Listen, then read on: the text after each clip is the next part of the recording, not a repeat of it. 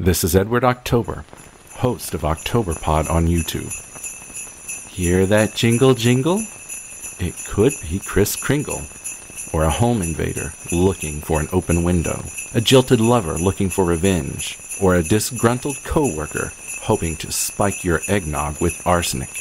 The girls of our true crime podcast are always on Santa's nice list, but the crimes they discuss are very naughty indeed. Listener discretion is advised.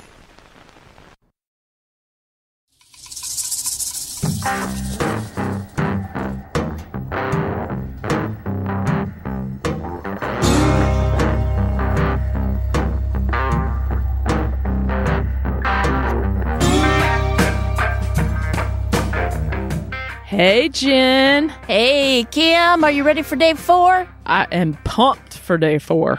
We've had some really good cases so far. Well, you know, I keep saying hopefully maybe one day we'll run out, but great as in interesting, I should say. Yeah.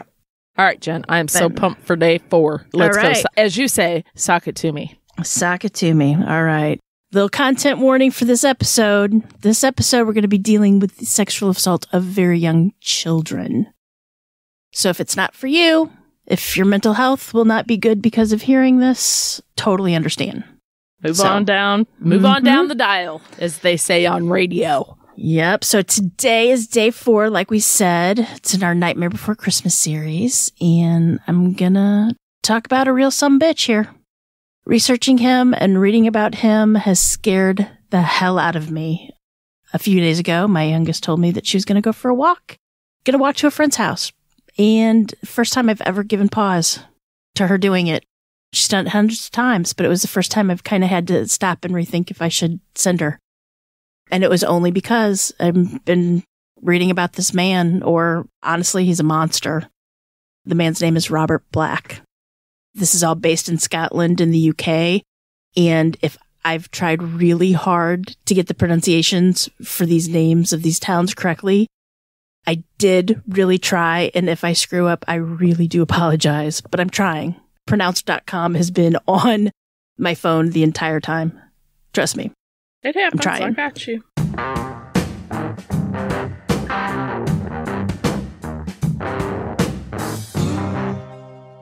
Robert Black was born in Grangemouth, Scotland on April 21st, 1947 to 24-year-old Jessie Hunter Black.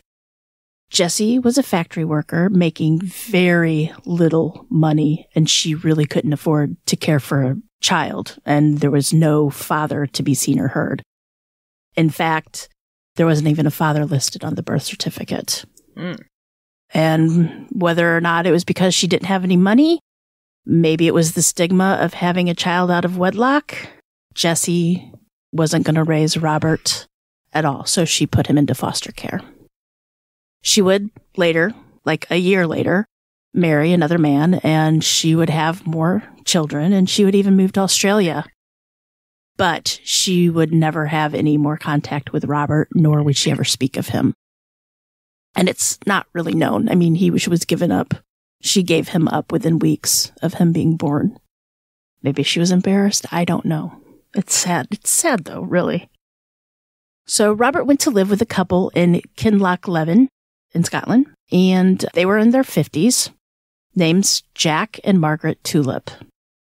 Now, the Tulips weren't the kindest of parents. Neighbors remember Robert was often heavily bruised, but Robert would recall getting beaten with a belt, especially after he would wet the bed. There is some talk that he was sexually abused, but no details have been really given. In fact, Robert doesn't remember even the first 5 years of his life, like not even the tiny bit of memory. I remember playing with certain toys at that age, right? Like just little bits and pieces here. Robert remembered nothing. When Robert Black was 5, Jack died, leaving Margaret as the sole caregiver. Robert's classmates would recall him as a loner and a bit of a bully when he was younger. And the kids would give him the nickname of Smelly Robbie Tulip. He didn't play well with kids his age, and he preferred to play with kids that were a few years younger so he could be more in control. kind of like the gang leader, if you will. Mm-hmm. He wasn't exactly a bad child, per se. I mean, he never really got into serious trouble.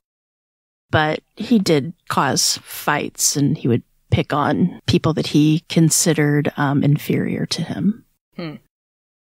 Later, Black would tell Ray Wire, the UK's leading expert on sex offenders at the time, how he developed a fascination with vaginas and anuses at a very early stage in his life.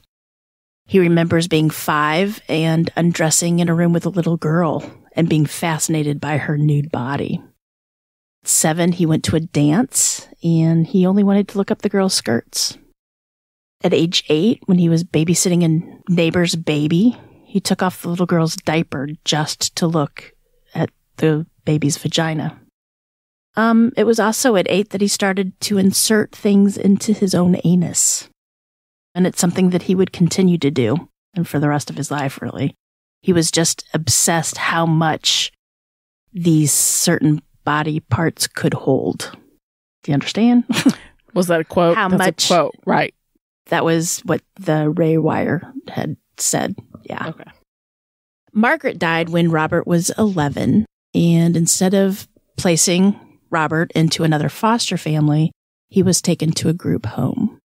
And then at the age of 12, Robert and 2 other boys took a girl about the same age and sexually assaulted her.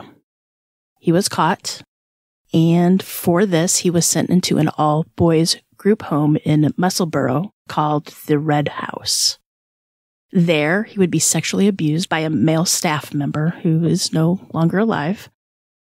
The staff member had this thing where he would have the boy that he would abuse, sexually abuse, and rape.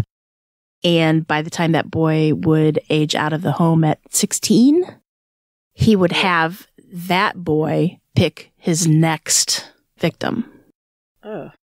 Robert was recommended as that victim. So for the next 2 or 3 years of his life at the Red House, Robert was continually raped by this male staff member. Black did okay in school. He loved sports more than the academics part. He played football, which is soccer here in the U.S., and he liked to swim. Those were his favorite activities. When Robert was able to leave Red House at 15, he got a job as a delivery boy and rented a room in Greenock, right outside of Glasgow. He would later confess that while he was doing his delivery rounds, he molested 30 or 40 girls. Oh, my. Quote, "If there was a girl on her own in the flats where I was delivering, I'd sit down and talk to her for a few moments, or for a few minutes, and try to touch her. Sometimes succeeded, sometimes not." None of these incidents were ever reported. It was the late 50s and early 60s, and people just didn't report those kind of things. When Robert was 17, he approached a 7-year-old girl in the park and asked her if she wanted to go see some kittens. She agreed and followed him into this abandoned building where he choked her, and then she became unconscious, and then he digitally raped her. Then, whether or not knowing if she was dead or alive, he just left her. Didn't care. He did what he had to do. He just left. Later that day, that poor little girl was found wandering around bleeding and crying. Black was caught and charged with lewd and libidinous behavior. And when a psychiatric evaluation for the courts was given for Black, remember, he's only 17, they said that this was just an isolated incident, and it's very unlikely that it would ever happen again. Mm-hmm. And he was given an admonishment, which is pretty much a verbal warning that he better start behaving. Not even a fine. He didn't get anything. A slap on the wrist. He damaged that poor little girl. For life. For life. Black moved back to Grangemouth and started actually dating an adult woman who he had a real romantic and physical relationship with. And he fell head over heels in love with her, and they got engaged. But she would end the affair, and it would completely devastate him. And to be honest, I think this is the only woman he ever dated, or anyone, to be honest. I don't think he ever dated anybody ever again. In 1966, Black assaulted his landlord's 9-year-old granddaughter.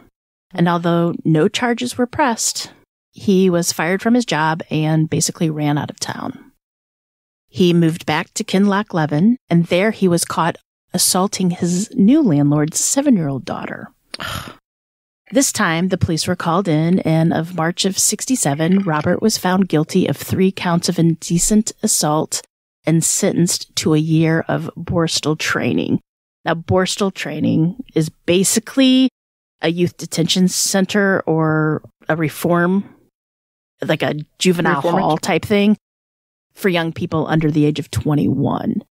And as of 1982, the Borstal trainings would be abolished and replaced with a youth custody centers. Supposedly the Borstal, I didn't really get a chance to read more into it, but this Borstal training program was a very violent place. So they reformed it and abolished everything. After he was released, he decided to go to London because it was obviously he was getting well known in Scotland here. There, his obsession for young girls grew when he discovered child pornography. But let's call it what it really is, shall we? It's not pornography. It's basically a recording of a sexual assault on a child. Yeah, that's basically what it is.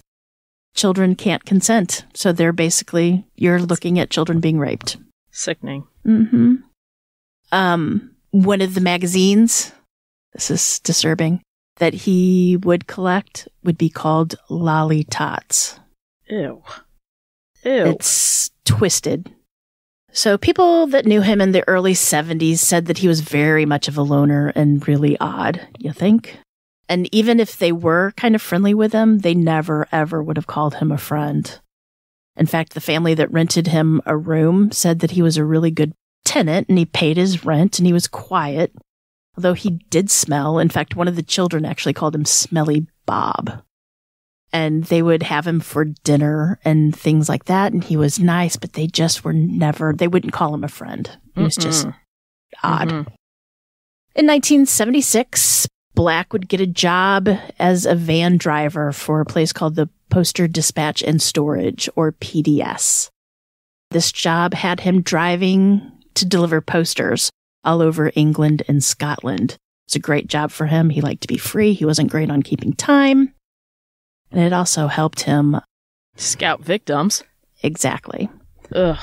Later, he would tell the Ray Wire, the leading sex offender guy, that at night when he would do the night deliveries, he would get in the back of his van where he kept girls' clothing, especially swimsuits. He loved girls' swimsuits.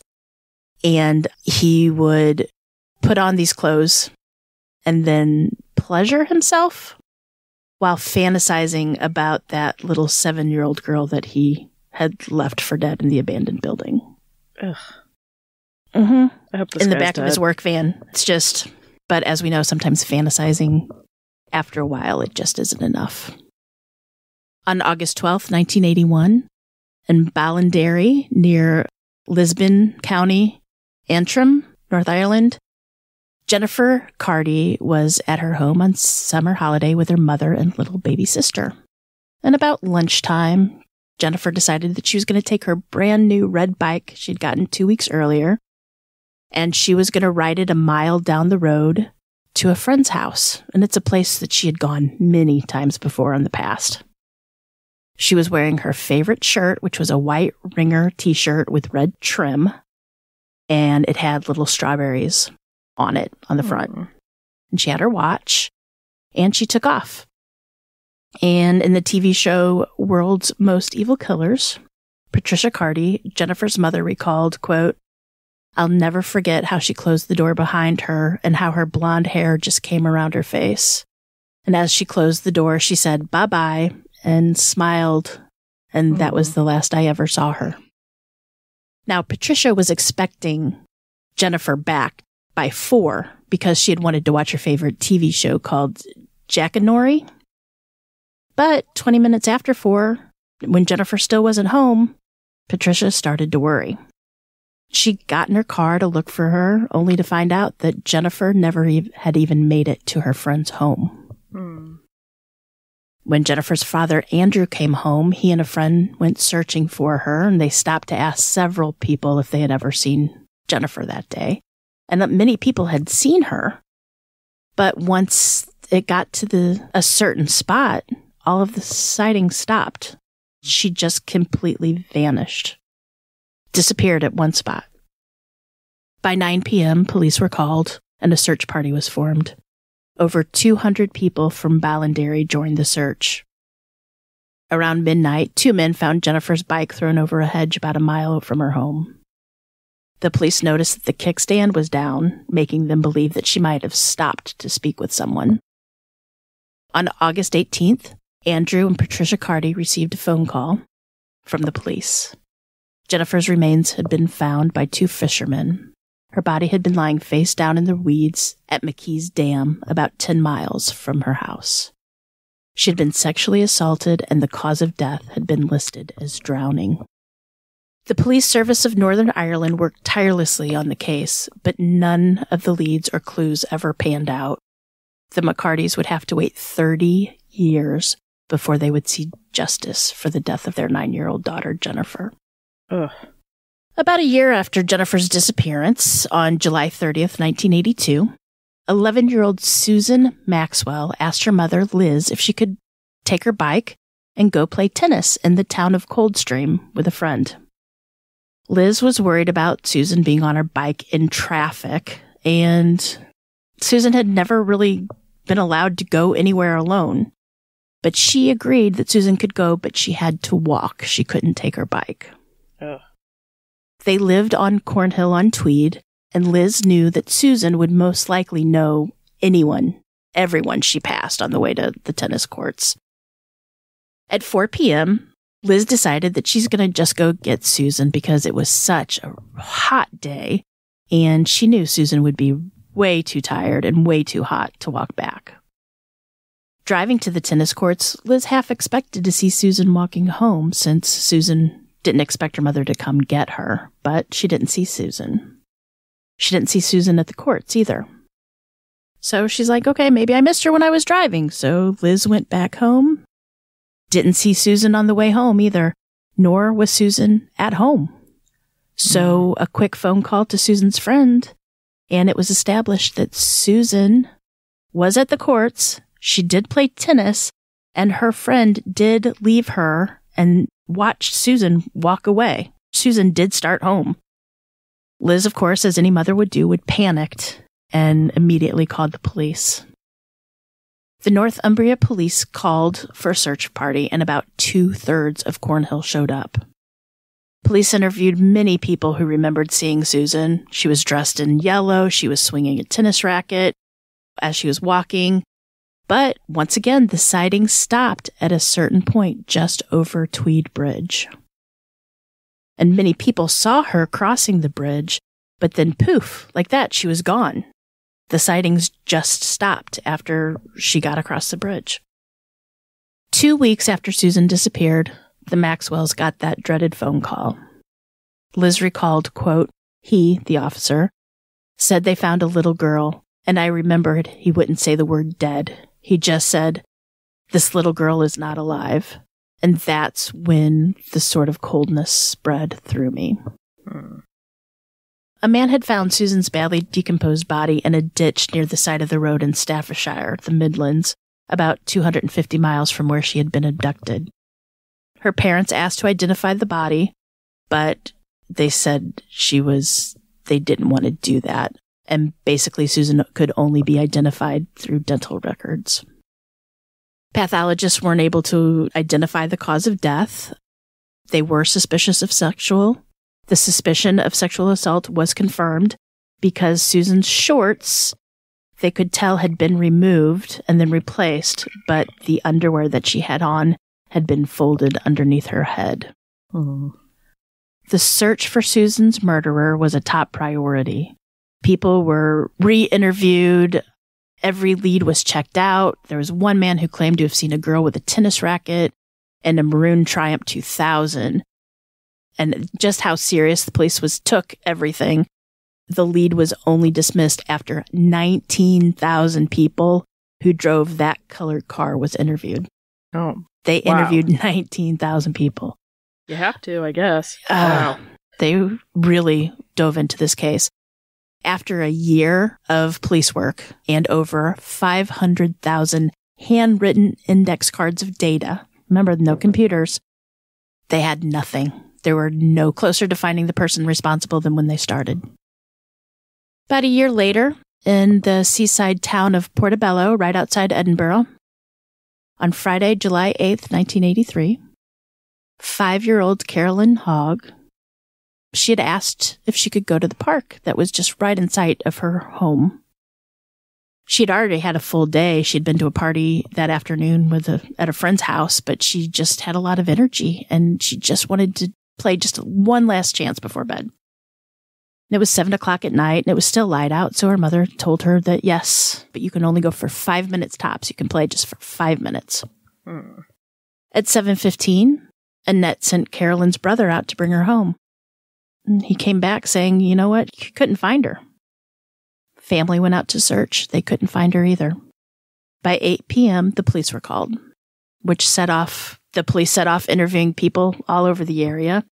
They lived kind of close to a promenade. It was a resort town, so there was like a little area where people could do things. Mm-hmm. They were interviewing people. I mean, Caroline wasn't allowed to go past the park, but they started interviewing people in this area. And many said that they saw a scruffy-looking man that had been watching Carolyn on the playground. Some said that a man with the same description was seen holding her hands and walking with her at Fun City. And Fun City is kind of like a permanent fairground. They've got merry-go-rounds and games and such like that. And Carolyn wasn't allowed, like I said, to go up there. Search parties were called. She'd gone missing on a Friday. By Saturday, 600 people showed up to look for little Carolyn with no signs of her. By the next week, over 2,000 people were out looking for her, but nothing was ever turned up. John and Annette Hogg spoke to the press, and they just begged for Caroline's abductor to bring her back home. Nothing, just silence. On July 18th, 1983, Carolyn's naked body was found in a ditch 300 miles from her home. She was only able to be identified by a locket and a hairband. Once again, police start interviewing people, retracing Carolyn's steps. They send out a plea to anybody that had been to the town of Portobello, like anybody, especially those that had been in Fun City, any vacationers as far as Australia. I mean, they sent out all these people, please, if you have any photographs while you were there, send them to us. They poured over all these photographs. They did everything. And just like Susan Maxwell's case, the police collected tons of information, yet nothing. Not one suspect. Not one clue. Nothing. Carolyn's body was found 24 miles away from where Susan's body was found.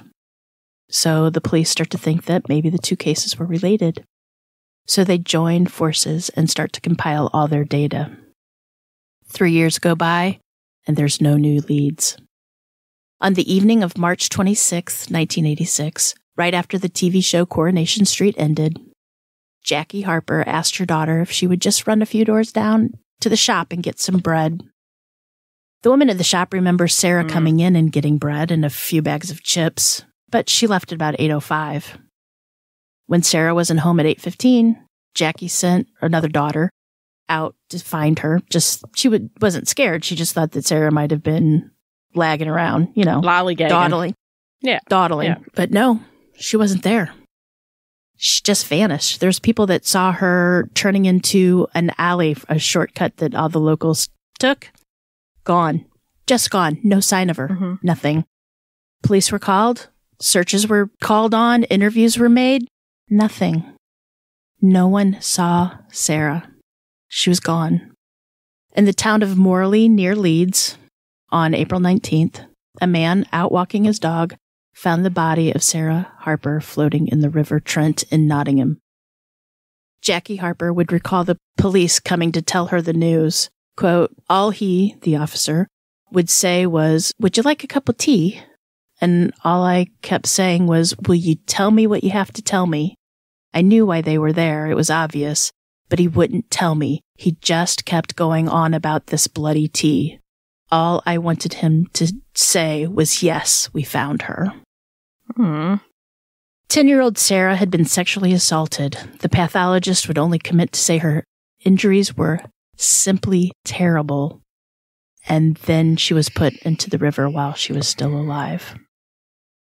Police called the area where the bodies were found the Triangle, simply because if you would mark the map where the bodies were found, Nottinghamshire, Staffordshire, and Leicestershire, those spots would make a triangle.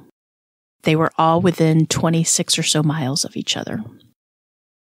So that means the killer, meaning you know who, that's him. I mean, he has to live right there, right? It's the same person, or, well, it was a coincidence, but Black didn't live anywhere close to this. This was just his route. Like, he was a truck, a van driver, a lorry driver, or whatever they're called. He knew the area. He knew the roads. He knew how to get from here to there without taking the big roads. He could take side roads. He knew the area. He got the job in 1976, and this is 10 years later. And there's no way they can put him at the scene, really. They don't know who he is. He's not from there.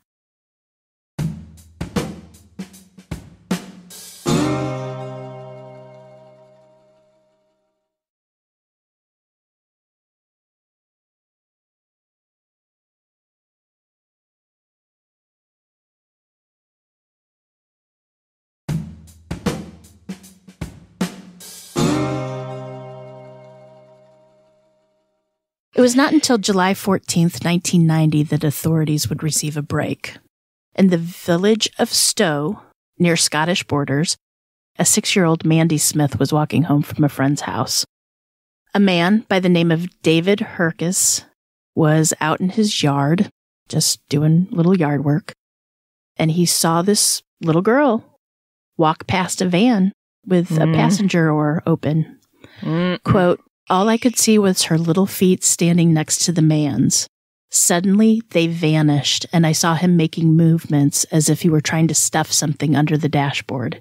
He got into the van, reversed up the driveway the child had just come from, and sped off towards Edinburgh." Mr. Herkes calls the police, and thankfully, he was able to recall the correct license plate number. That's amazing. Police immediately arrive on the scene when all of a sudden, here comes the van. David was able to shout, that's him. Police were able to stop the van, and arrest the driver, who identified himself as Robert Black. Mandy's father was on the scene and screamed at Black and demanded to know where his daughter was. And without hesitation, the father opened up the back of the van straight to a pile of rags that he found, and started pulling things out, and then he found a sleeping bag. And quote, "I can't tell you how I felt as I unwrapped her from the bag, and I saw her little face bright red from the heat and lack of air. She was so terrified as I untied her and took the tape from her mouth that she didn't say a word." Oh, thank God she's alive. Ugh. Poor I was thing. worried how that was going to go. I was afraid it was... They said she wouldn't sleep alone for like years. She was terrified. Mandy had, they said, ectoplast, which is a brand of first aid things. At one point, Black spoke about using plasters, which are Band-Aids, over the mouth, but I think here is actually fabric medical tape. That was covering Mandy's mouth, and her hands were bound behind her back with a black cord. And although she was alive, she had still been assaulted by Black. While in the back of the unmarked police car, Black said to the sergeant that was with him, "What a day it has been. It should have happened on Friday the 13th. It was a rush of blood. I've always liked young girls, ever since I was a kid." Is he? There's something not right. His wires are definitely not. At the time, 47 years old, Black was put on trial on August 10th, 1990, and pled guilty. Lord Justice Clerk Lord Ross called the girl's abduction as being, quote, carried out with chilling cold calculation. This was no rush of blood, as you've claimed. This is a very serious case, a horrific, appalling case. Black was sentenced to life and was told that his release would, quote, not be considered until such a time was safe to do so. So never. So never, I hope. Never. Mm-mm. So police go and search Black's rented room, and they find hundreds of these magazines, the lolly tots that contain all these pictures of children being raped and tortured, or as people call it, child pornography. There's also find pictures of himself with objects inserted up inside of him. There also was a journal or some kind of photo album where he had homemade photos that he had either cut from magazines or had taken of children on his own. And the pictures that he had taken were just like shots of kids playing on the playground. Like he stalked kids. Stalker shots, yep. Yeah. And he made sure that the kids were alone before he would ever take them. One of the men by the name of Hector Clark, he was in charge of Carolyn Hogg's abduction case. He recalled that when he first saw Black, quote, slowly he looked at me, and my gut feeling was, this is my man. I had always thought that when I saw him, I would know him, and every instinct told me that this was the guy. I knew by his body smell and his disheveled appearance. Except that he was bald, he was just as I expected. I'm sure with police officers, you have that, but you still need proof. And that...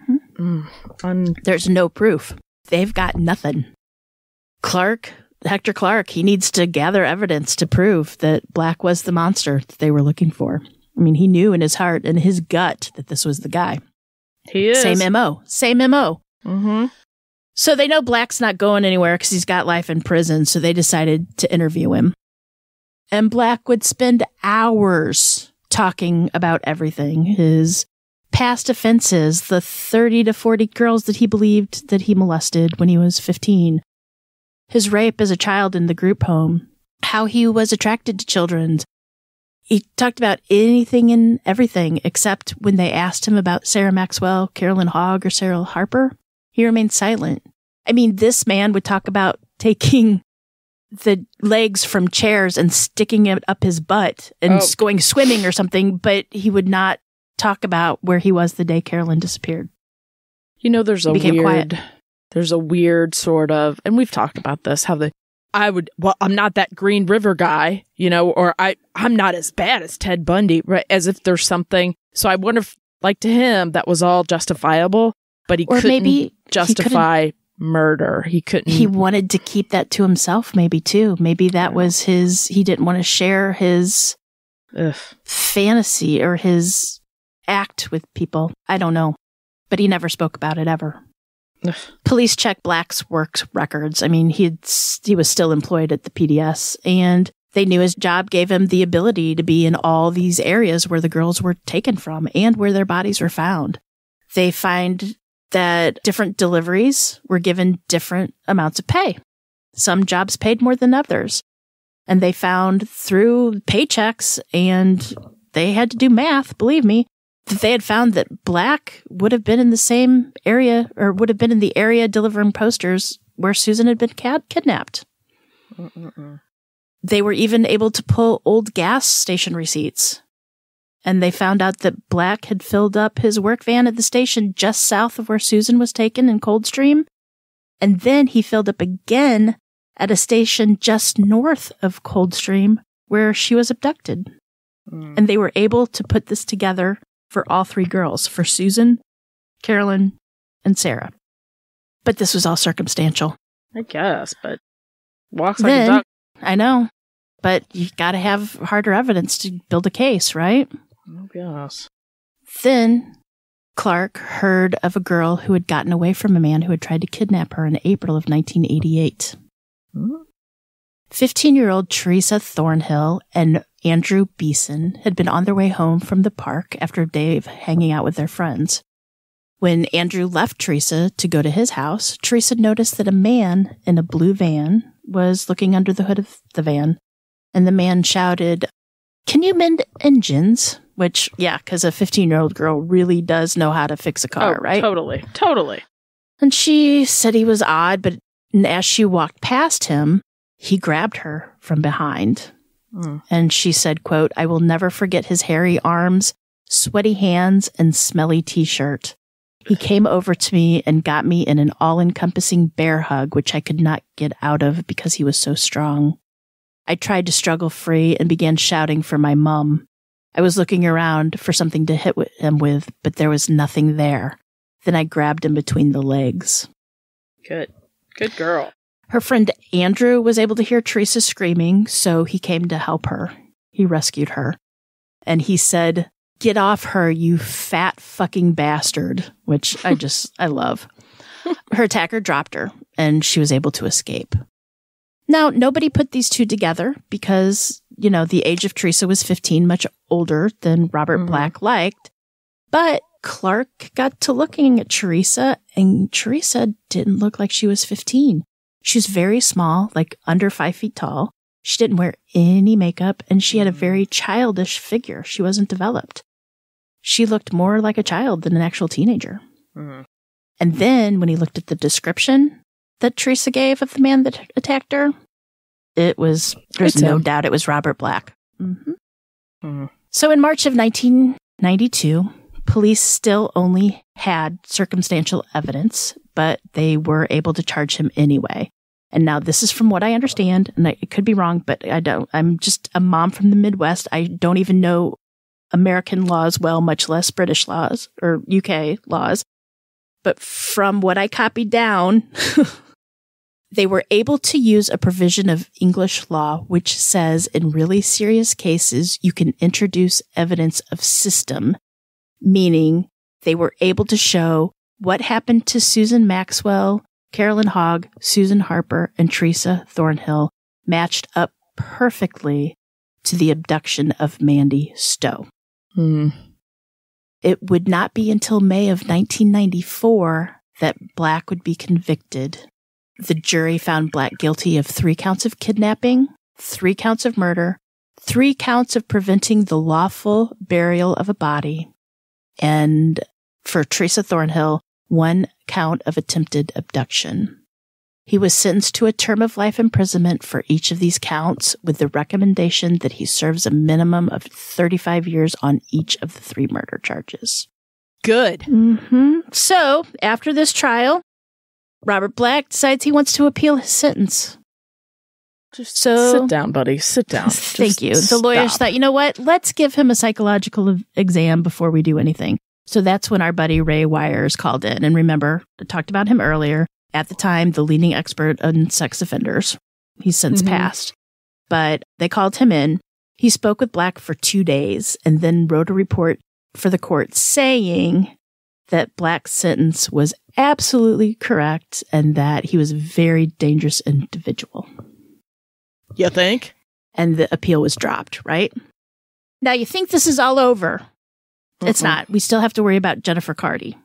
As soon as Black was arrested, Jennifer Carty's parents, Andrew and Patricia, they suspected that Black had been responsible for her death.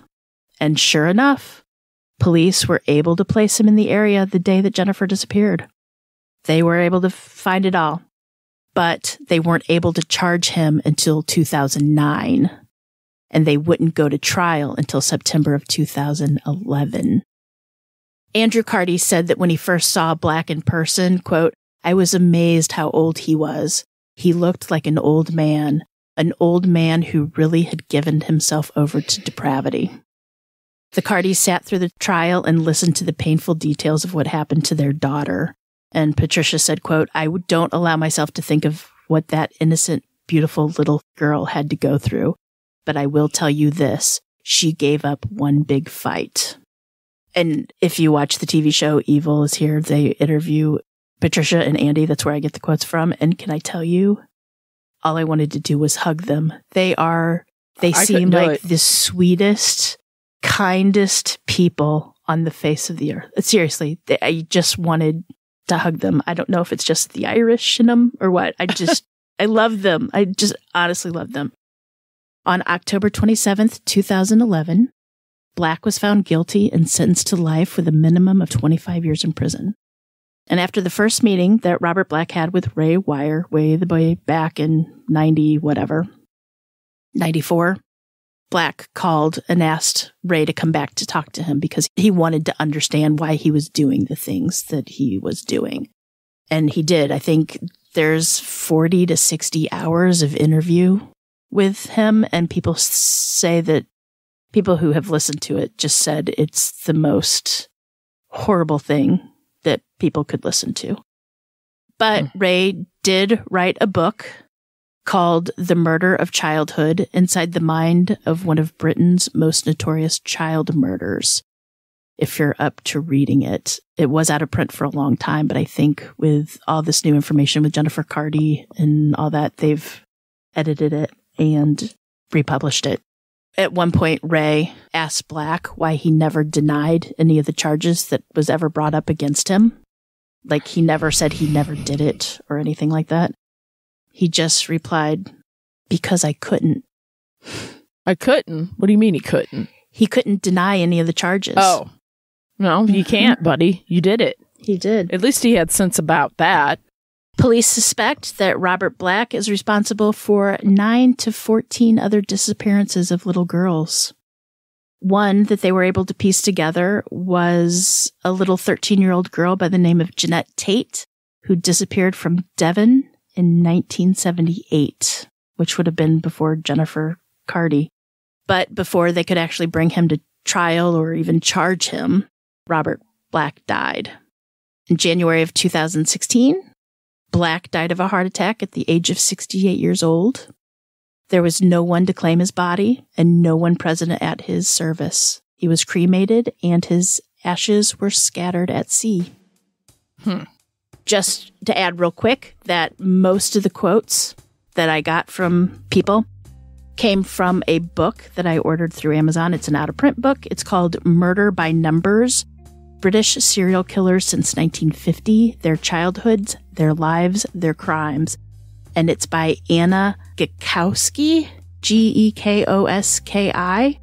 It was published in 1998. And like I said, I think it's out of print, but you can still get used copies online. She really did a great job with the details. And I really can't wait to dig through all the other chapters to see who else is in there. Well, he was disgusting. So. Wasn't he? And if you do go read the Murder by Numbers book, it goes much further into his sexual psyche fantasies. No thanks. I don't. It's disturbing. It's not even what he told Ray Wire. I believe from what he went into really deep details about his sexual perversions. And normally I don't kink shame, but I do draw the line with animals and children. It's a no-go for me. There was something off, even at an early age. Genetics, I don't know. It scared the hell out of me. And I'm telling you, when my daughter said, hey, can I go to such and such a house? It was about 5:00. It was starting to be dark. And I was just like, I don't know. And then she's done that journey hundreds of times before. But it's just... I know, Jen. You just never know, though. And we even have phones that track. Like, we've got apps on our phones that allow me to know where she's at any given time. Mm-hmm. But reading about this really scared the hell out of me. I'm not... You know what, Jen? These are people that are caught. There's people out there that are doing this and have never been caught. That's the scary thing. I know. I hate it. I almost hate knowing about it. I know. I'm telling you, this podcast, and it's just not good. It's helped me covering the upstairs lounge arson fire. We're getting new windows put in. I've decided that I can't live with windows that are really hard to open. What happens if we do have a fire? So we're getting better windows put in just for that reason. It's made me... It's true. Really crazy. I'm not going to lie. Crazy in the good way, though, not the bad way. Yeah, I get it. Yeah, that was terrible, and I mean that. He's disgusting. He's a monster. He truly is a monster. There's no redemption for him. No. He could not be fixed. I can't believe, because this is a relatively newer case, so it wasn't like it happened in the 40s or 50s. I can't believe it took so long to find him. No computer system to track him down. Yeah, but I'm just saying. I don't know. When he was younger, he had those tendencies. He was tried twice, but nothing ever came about it. They're like, oh, he's just a young kid. This is the only time he's ever going to do it. There's always signs, Jen. There is always signs, but nobody wanted to talk about it. Back then, if you were raped, you never talked about it. It was shameful and it was your fault, which is so wrong, is so not true. It's a lie. It's always the other person's fault.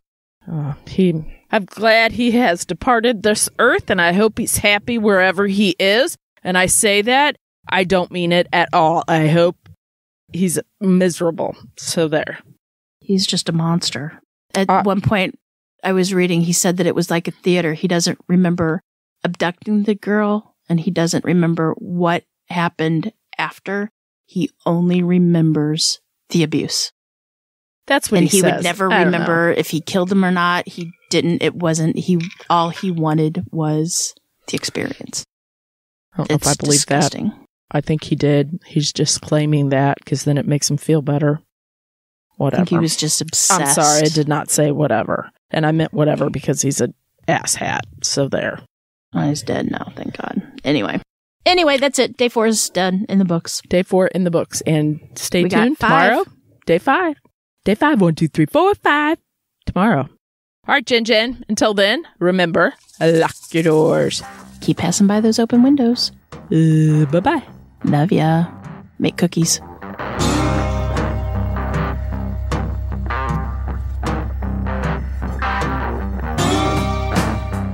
Today's episode was researched and written by me, Jen.